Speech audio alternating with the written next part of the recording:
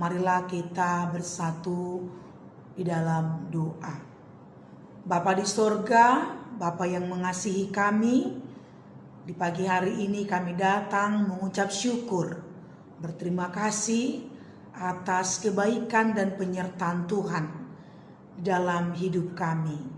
Terima kasih Bapa telah menjaga, melindungi kami, melewati malam yang gelap dan mengantarkan kami pada pagi hari ini. Ya Tuhan, kami akan mendengarkan firman-Mu. Berkatilah hati dan pikiran kami, supaya firman Tuhan yang akan kami renungkan dapat kami pahami, terlebih dapat kami lakukan. Inilah doa dan permohonan kami di dalam nama Tuhan Yesus Kristus, Tuhan dan Juru Selamat kami. Amin. Firman Tuhan pada pagi hari ini tertulis dalam kitab 1 Korintus pasal 6 ayat 19 sampai 20. Demikianlah firman Tuhan.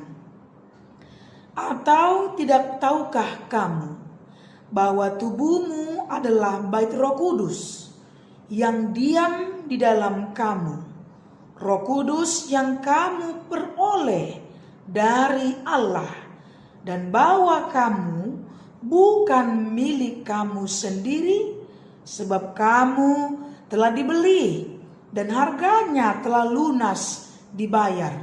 Karena itu muliakanlah Allah dengan tubuhmu. Muliakanlah Allah dengan tubuhmu. Inilah renungan kita pada pagi hari ini. Mengapa kita harus memuliakan Allah dengan tubuh kita? Tentunya kita akan melihat bagaimana Rasul Paulus mengingatkan kita semua bahwa tubuh kita ini adalah bait Allah. Bahkan dikatakan tempat Roh Kudus diam di dalam diri kita.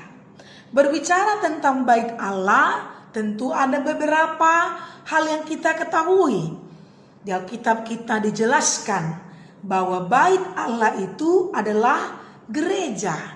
Inilah yang pertama yang kita ketahui. Gereja tempat persekutuan orang-orang percaya.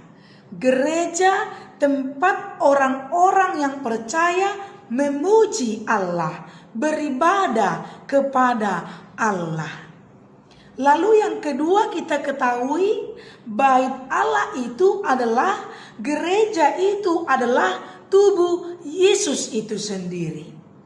Dalam Yohanes 2 ayat 19, Yesus berkata, robohkanlah bait Allah ini.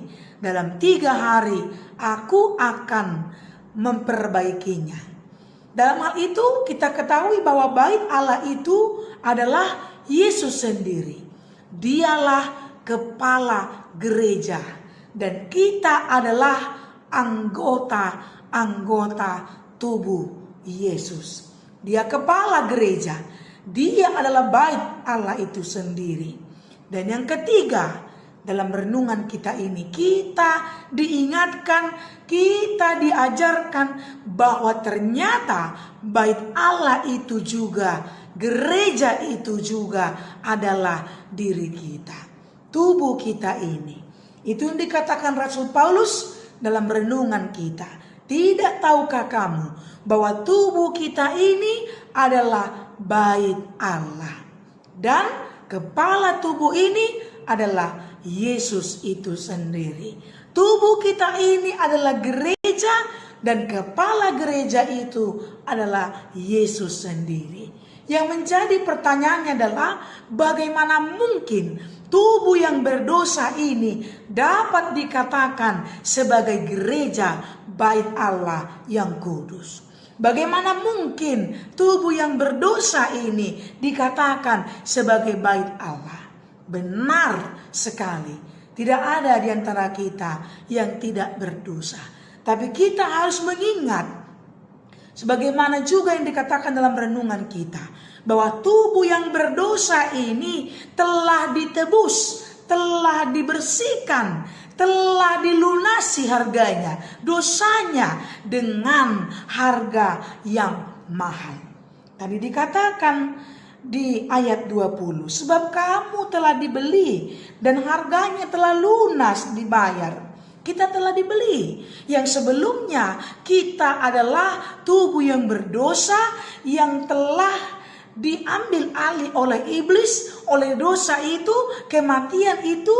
Tetapi kini Yesus sendiri telah menebus kita dengan harga yang bukan dengan harga yang murah. Dan itu jelas dikatakan lunas. Tidak ada lagi dosa yang tidak diampuni dalam tubuh kita ini. Lunas. Tidak ada lagi dosa yang tidak dimaafkan oleh Yesus. Tidak ada lagi perbuatan kita yang tidak ditebus. Karena penebusan itu sungguh-sungguh sempurna. Bukan lagi dengan hal yang murah, melainkan dengan tubuh Yesus sendiri. Dengan kematian, dengan nyawanya, dengan darahnya, domba Allah yang tidak berdosa itu. Itulah yang menjadi penebusan akan dosa kita, akan pertubuh kita yang berdosa ini. Untuk itu, renungan kita mengingatkan bagi kita semua. Sebagai orang yang sudah ditebus Allah, sebagai orang yang sudah ditebus oleh Yesus, yang sudah dibayar dengan darahnya yang kudus, kita disuruh, mari muliakanlah Allah dengan tubuhmu. Dalam arti, mari gunakanlah tubuh ini, pikiran ini, segenap tubuh ini untuk melakukan perbuatan yang baik. Memuliakan Allah, memuji Allah dengan perkataan kita, perbuatan kita, tindakan kita. Mari arahkan semuanya untuk kemuliaan bagi nama Tuhan kita. Yang kedua, kita diajak, mari pergunakan tubuh ini. Jangan melakukan hal-hal yang jahat. Jangan pergunakan perkataanmu, mulutmu, tanganmu, kakimu. Jangan lagi pergunakan untuk melakukan perbuatan-perbuatan dosa itu. Sebab tubuh ini sudah dibayar lunas, sudah dibersihkan, sudah diampuni, sudah ditebus dari dosa. Dan jangan kembali lagi melakukan dosa. Itu sebabnya ayat 18 Paulus katakan, jauhkanlah dirimu dari percabulan, dari setiap dosa yang lain yang dilakukan manusia. Jangan lagi lakukan itu. Karena itu perbuatan-perbuatan orang-orang yang belum ditebus. Lalu yang ketiga, mari kita jaga. Jangan sampai anggota tubuh ini membawa kita lagi jatuh ke dalam dosa. Yesus sendiri berkata dalam Matius 5 ayat 29 dan seterusnya. Dikatakan, jika matamu membawamu berdosa, cokilah dia. Lebih baik kamu tidak memiliki mata, tetapi masuk ke surga, daripada lengkap mata kita, tapi kita diarahkan untuk masuk ke neraka. Jika tanganmu mengarahkanmu melakukan dosa, lebih baik puntungkan. Lebih baik kita punya satu tangan, tapi membawa kita ke surga. Demikian juga dengan kaki kita. Demikian juga dengan anggota tubuh kita. Lebih baik kita cacat secara fisik, tapi mengerahkan tubuh ini masuk ke dalam kerajaan surga. Daripada kita tidak cacat secara fisik, bahkan tubuh ini yang membawa kita dalam neraka. Sungguh sangat tidak baik.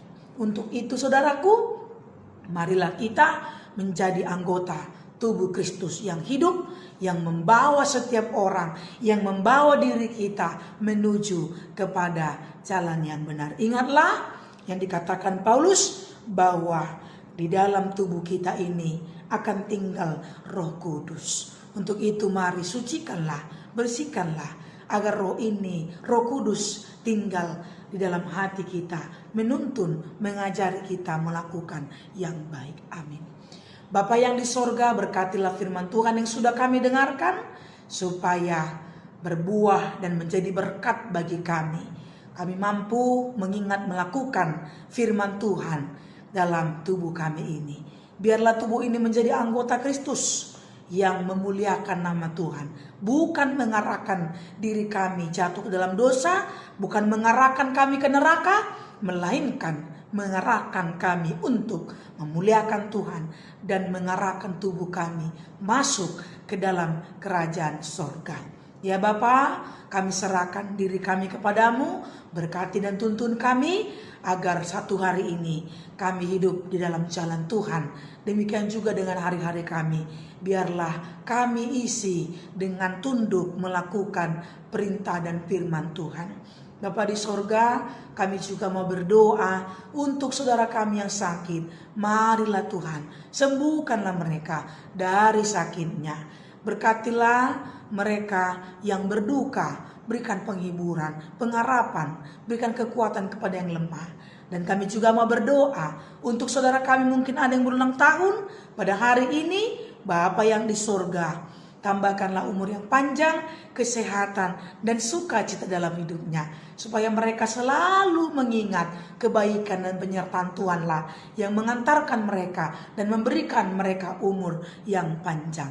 Ya Tuhan, ampunilah kami akan dosa dan kesalahan kami, agar kami layak datang meminta kepadamu. Dalam nama Tuhan Yesus Kristus kami berdoa dan mengucap syukur. Amin. Selamat pagi saudaraku, Tuhan memberkati kita.